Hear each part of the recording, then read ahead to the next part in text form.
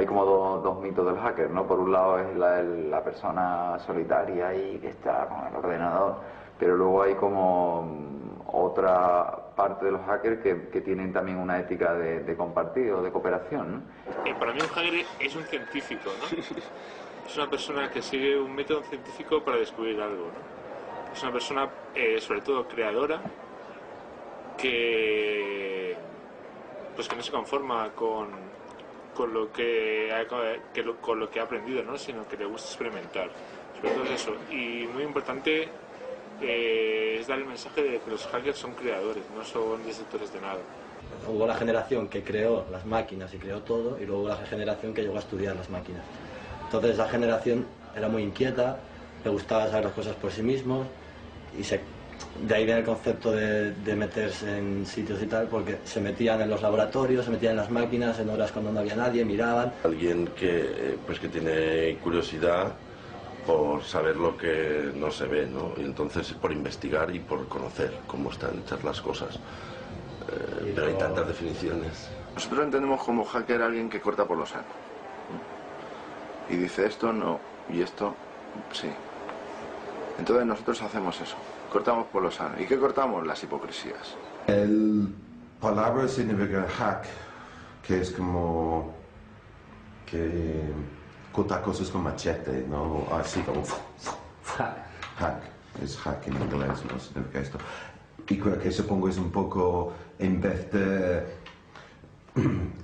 planificar todo así y invertir mucho tiempo en planificando, es cuando te pones ya a crear.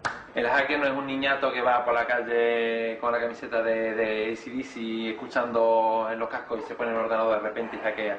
No, los hackers son gente que estudia, que tiene muchos conocimientos y que los usa o bien para encontrar errores en los programas o bien para otras cosas. Por un lado, la prensa durante muchísimo tiempo ha estado metiendo la idea, la relación directa entre vandalismo, límites con la delincuencia, ¿no? Y la palabra hacker. Solo por el hecho de tener miedo, la ignorancia, ¿no? Produce ese miedo, ¿no? a alguien que tiene esos conocimientos. Se ha acabado relacionando la palabra de tal manera que en la mentalidad de la sociedad intrínsecamente va ligada, ¿no? Y eso no tiene nada que ver con la realidad.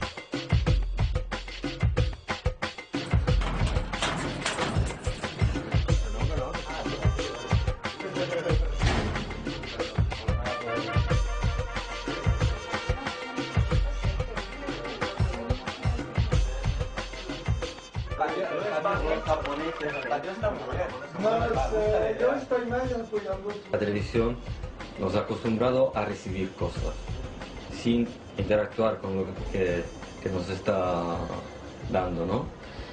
Y la gente dice, no, pero yo delante de internet no me pongo porque tengo miedo de quedarme ahí pegado a internet y yo quiero estar con la gente. Pero es que la realidad es justo esto. Yo voy al ordenador para obtener información, pero luego la relaciono con otra gente. ¿No has notado nada con la conexión o qué? La idea inicial era hacer una empresa basada en software libre y dar soporte a empresas, hacer clases gratuitas a la gente del barrio, conseguir subvenciones, cosas así. Pero bueno, poco a poco nos dimos cuenta que no somos personas válidas para hacer una empresa. Tampoco teníamos un concepto claro de hacia dónde ir, cada uno quería hacer una cosa un poco distinta, tal. Entonces se pasó al concepto de un local de freelance compartido que viene aquí a trabajar, hacer proyectos conjuntos o no conjuntos, depende de cada proyecto. Pretendemos crear una plataforma barata para comunicación inmediata. aquí TV y tal. Por ejemplo, el David que se va ahora está haciendo una distribución Linux propia de Greta, que es un CD live, que lo pones, arrancas con él y tienes todas esas aplicaciones en marcha. No tienes que entretenerte a instalártelas, no sé qué, tal. Y esas aplicaciones son desde las de radio, pasando por las de tele, pasando por Barn Station, que es otro proyecto, nos llama otro proyecto, Barn Station. Son unas máquinas que tipo tiene el aspecto de una máquina de marcianitos de antes en los bares y va con un gamepad para jugar, y con eso escoges y te grabas CDs de audios, de vídeos y de lo que quieras, paseando por ahí. Pim, pim, pim, pim, pim, pim, pim, pim, es muy automático. Todo el audio, vídeo, tal, es de gente que está trabajando con licencias abiertas, netlabers, gente que trabaja en internet, que publican su trabajo en internet y lo ceden libremente.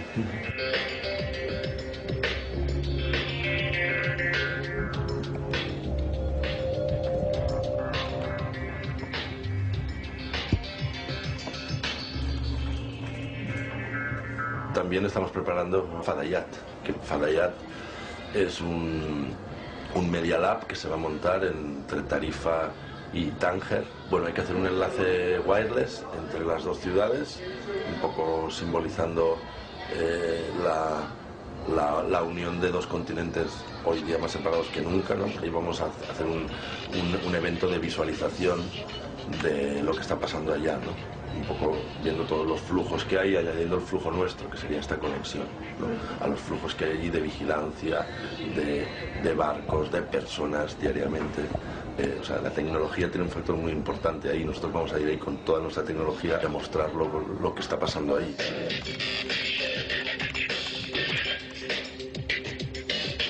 Aunque es la frontera entre lo público y lo privado esté muy poco definida, tú mismo te la marcas. Y tú mismo te coges la confianza que crees que tienes, ¿no? Con esa mesa o con el sitio, ¿no? O con la persona, porque a lo mejor no tocarás la otra mesa, pero esa mesa es de un amigo tuyo y sabes y te ha dicho que puedes tocarla. Nos hemos acostumbrado a ser muy libres, entonces no hemos querido perder esa libertad. O perderla al mínimo posible. Eso traducido a números significa pues una parte de caos y una parte de orden. Porque si tú no tienes las ganas de volver a casa a las 5, a las 6 de la mañana cuando te acabo de trabajar, duermes aquí y luego te vas a casa, porque no quiero entrar aquí y tener que están durmiendo ahí en la sala. Y yo lo enfocaría de otra manera. Si hay alguien durmiendo y tú tienes que hacer algo, hazlo tranquilamente, que esté durmiendo, que se espabile. Sí. Pero tú tienes que hacer algo aquí, pues hazlo tranquilo. Si es un cliente que no le gusta eso, no te mereces el cliente. No te mereces. No. Mucha gente que está aquí está metida en muchas otras cosas, pero hoy día es en plan transversal.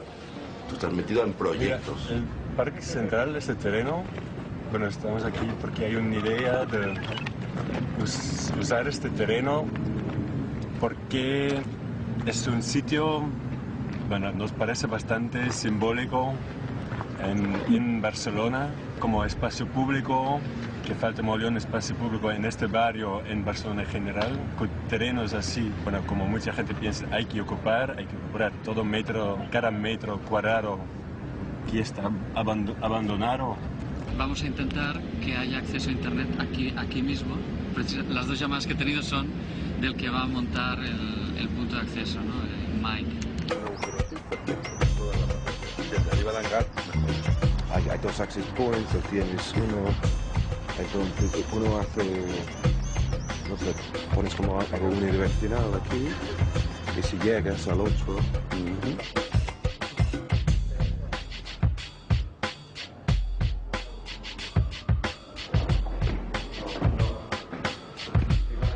pasa por, bueno,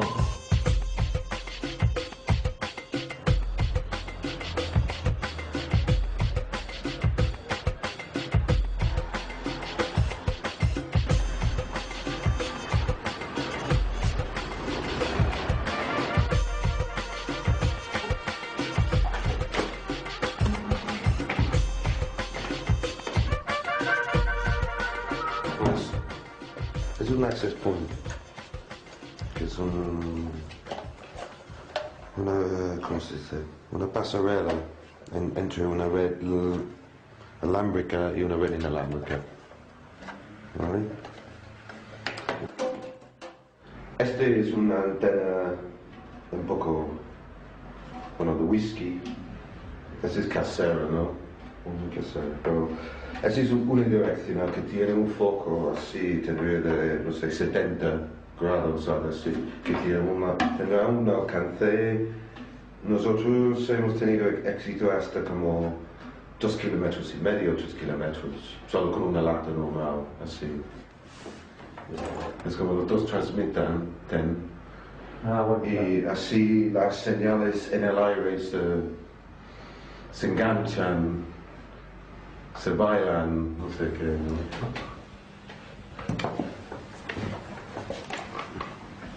Yo cuando me fui de Inglaterra para vivir en España, supuestamente tuvimos que inventar un sistema para poder trabajar. El núcleo, digamos, somos 3, ¿no? Yo vivo aquí en Barcelona, llevo, no sé, 5 años aquí, entonces, yo aquí, el otro está en Portugal, y el otro en ese momento está en Inglaterra. Estamos en diferentes sitios y resulta que funciona bastante bien, ¿no?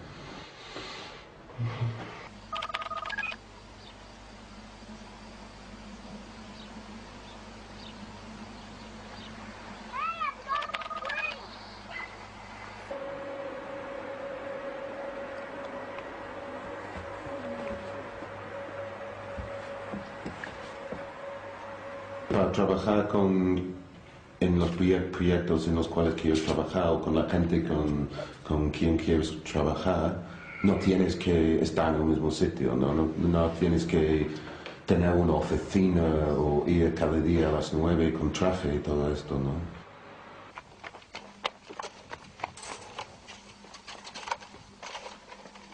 Yo y mi socio Ian, que más o menos fundamos la empresa en principio, vivimos de maneras muy diferentes, ¿no? Él, bueno, vive en un antiguo autobús, él convertido a casa, en el campo en Portugal. Yo vivo en un piso en Barcelona. Él quiere vivir donde vive en este momento, yo quiero vivir en Barcelona. Pero nos gusta trabajar juntos también, ¿no? Es la cosa. Lo que quiero es un ingeniero de software. Proveemos una conexión bidireccional por satélite.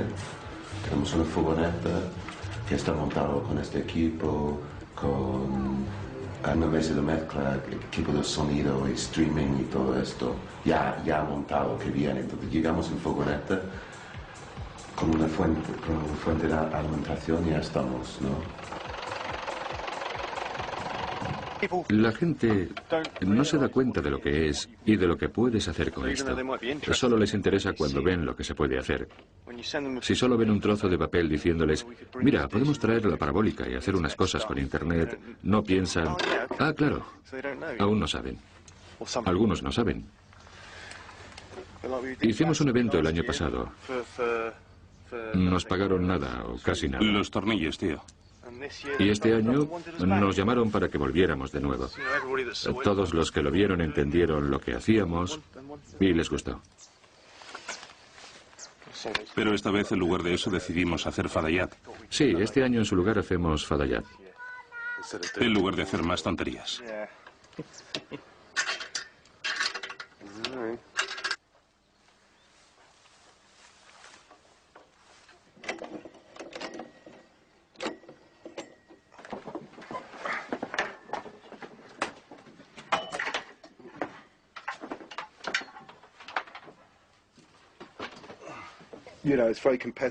Es muy competitivo. La demanda es enorme y el personal que necesitas también. Es un trabajo muy duro. Además, las organizaciones, ya sabes, trabajamos con ellas, pero... Mira, empezamos la compañía para promocionar el software libre y para usar Linux e Internet. Eso es, acceso libre. Hacer festivales musicales comerciales cuando actualmente la industria musical defiende los derechos de propiedad intelectual de la música. Y estas dos cosas no son muy compatibles con nuestra mentalidad. cuando hay otras cosas que nos parecen más importantes. Y Fadayat es un buen ejemplo de libertad de movimiento sin fronteras. Exactamente. Libertad para la música. Por eso llevamos la guitarra también. No sé, si te soy sincero, deberíamos hacerlo sin ánimo de lucro, porque si intentamos hacerlo comercial no va a funcionar. Y vamos a tener que hacer cosas que no queremos. Ese es el problema.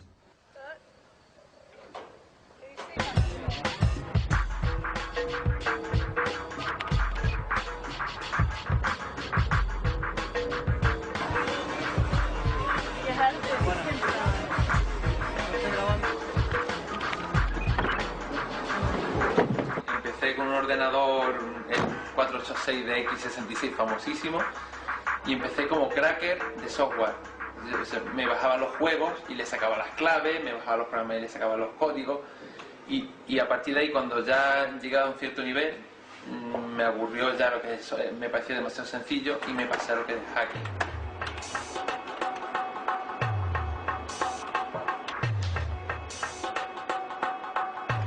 Yo siempre estoy atento al Booktrack. Booktrack es una lista de correo donde la gente manda fallos. Yo he publicado aquí, bueno, todo el mundo que publica un fallo, publica aquí. Por ejemplo, este es un fallo para HP Books, ¿no? Y aquí más abajo es para Microsoft, aquí hay un fallo para Brickmail, ¿ves? Todos los fallos que van saliendo a diario se publican aquí. Entonces tú dices, bueno, este fallo de aquí, está choco. Entonces te explican perfectamente dónde está el fallo, cuáles son los problemas que tiene, cómo puedes explotarlo. Entonces ya esto lo tomas como referencia para hacer un hackeo. Por ejemplo, miren, este es un exploit para hackear en la página web de Altavista, que lo ha escrito un alumno mío. Te explica el fallo y te dice que mandando este código, todo este código que ves aquí, poniendo esto en el navegador, te enseña el fichero de password de ese servidor. Aquí es donde entra ya el jueguecillo de cada uno. Si tú no entiendes qué significa ese código, jamás vas a hacer un hack. Este código está toquiteado a posta, tiene un pequeño fallito, que el que sabe lo ve, que por ejemplo esta es una F, que el que lo sabe que ese fallito ya aposta para que tú no lo puedas utilizar a discreción. Entonces, el que es un hacker de verdad puede leer estos documentos, cambiarlos a su gusto y comprobar realmente que existe el error. O sea que no es tan fácil como el típico niñato coge, copia y pega. Dígame, la palabra hacker ya de por sí hace temblar los cimientos de la empresa, ¿eh? Directamente va diciendo que has hackeado y mal lo lleva. El mayor problema que siempre nos encontramos que es la doble moralidad. Si tú encuentras un fallo pongamos, en una empresa de telecomunicaciones de primera plana, encuentras un fallo muy grande y quieres ir allí a demostrárselo, decirle, oye, ¿quién encontró este fallo? Cuando vas allí tienes un problema. Quiere decir, si el hombre que está allí reacciona mal, lo primero que te dice es, vale, ahora te denuncio por haber intentado entrar y coger mis datos. O que reaccione bien y te diga, venga, vale, te contrato. Entonces, claro, ¿cómo enfocas tú eso? Muchas veces que hemos ido a algunas empresas a mostrar el trabajo, incluso se nos ha insultado y se nos ha echado por la puerta directamente, llamando a seguridad. O sea, como si hubiéramos hecho, incluso sin llegar a hacer nada, simplemente planteándole que había la posibilidad de encontrar un error en sus servidores. Si tú denuncias porque han sacado tus datos, cuidado, porque la agencia de protección de datos puede ir ahora en contra tuya porque no has protegido convenientemente esos datos. Entonces, se está jugando con dos cosas. Muchas veces, como propio usuario, por ejemplo, de una entidad financiera, de un banco, pues alguien que tenga un conocimiento pues, medio alto de seguridad, simplemente por cómo reacciona cuando tú introduces tu nombre de usuario y utilices tu clave, y por cómo responde y por las direcciones que te da el propio navegador y todo esto, pues tú tienes mucha idea de qué es lo que está ocurriendo detrás. Es decir, tú sabes qué operaciones está haciendo esa entidad financiera, y muchas veces pues ves que no lo está haciendo bien. Entonces te das cuenta, ya no como profesional que te dedicas a la ciberinformática, sino como usuario de una entidad financiera, que dice, bueno, pero es que resulta que esto está mal. O sea, que esto está mal y que esto permite que alguien robe datos o acceda a mi cuenta. Zona militarizada y zona desmilitarizada. Normalmente, aunque parezca mentira, los métodos más radicales son los que mejor resultado dan. O sea, lo bueno quiere decir ir primero a la empresa, decirle, te vamos a hacer una auditoría de seguridad y después realizar la auditoría, nunca ha funcionado. Nunca ha funcionado. Nunca. El segundo método, que es más o menos bueno, se puede llamar, que es de hacer un pequeño testeo desde fuera, muy ligero, decirle que puede haber fallos y que le podemos hacer un testeo más exhaustivo, tampoco funciona. Lo único que realmente funciona, que de verdad, aunque no está permitido por la ley, es encontrarle el fallo y presentarle en un CD-ROM sus datos. De 9 entidades financieras, 9 en las cuales hemos encontrado graves fallos de seguridad, que el mínimo era permitirme hacer transferencias de una cuenta de una persona que no conozco a mi cuenta o a una cuenta de otro banco internacional. Ese es el mínimo error que tenían. De 9 entidades financieras que hemos encontrado ese tipo de errores, solo una respondió afirmativamente y una nos contrató para solucionar el problema. Y nosotros lo que siempre intentamos dejar claro es que nosotros no estamos para fastidiar a nadie. Primero, como usuario, porque yo quiero que mi entidad financiera esté segura, porque mi dinero está ahí, porque mis datos están ahí. Y segundo, porque mi labor no es de fastidiar a nadie, mi labor es de ayudarte a hacer tu trabajo mejor.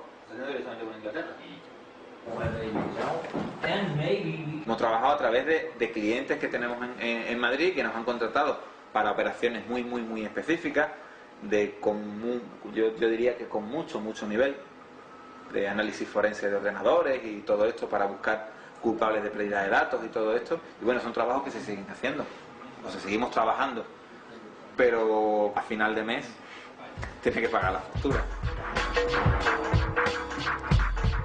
Ya nada más que con decir que estás en Marbella, estás en Puerto Banús, ya tienes otro nivel. Y aparte, la línea de negocio que hay aquí es muy distinta. La gente que está aquí tiene unos negocios más grandes, hay más dinero en general. Es aquí donde está el negocio. No nos vamos a engañar, pues porque de lo que comemos, o sea, de lo que ahora mismo el negocio vive, es de las instalaciones multimedia, de los home cinemas. Que seas un profesional y que te hayas dedicado a la seguridad informática no significa que comas de eso.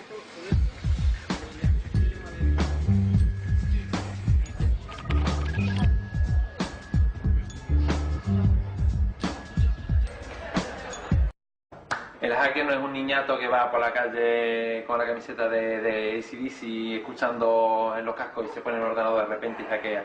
No, los hackers son gente que estudia, que tiene muchos conocimientos y que los usa o bien para encontrar errores en los programas o bien para otras cosas. Por un lado, la prensa durante muchísimo tiempo ha estado metiendo la idea, la relación directa entre vandalismo, límites con la delincuencia, ¿no? Y la palabra hacker. Solo por el hecho de tener miedo, la ignorancia, ¿no? Produce ese miedo, ¿no? A alguien que tiene... El mensaje de que los hackers son creadores, no son destructores de nada.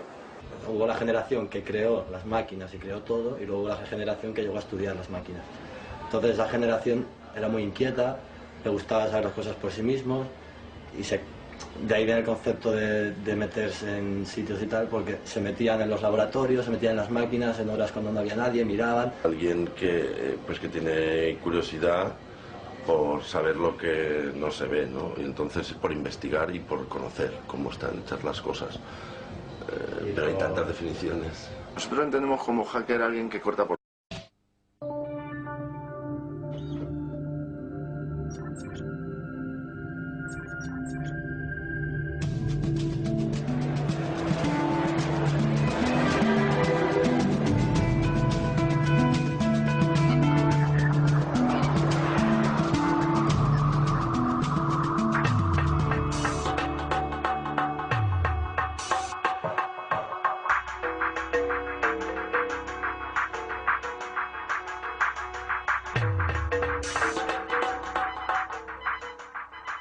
Hay como dos mitos del hacker, ¿no? Por un lado es la persona solitaria y que está con el ordenador, pero luego hay como otra parte de los hackers que tienen también una ética de compartir o de cooperación, ¿no?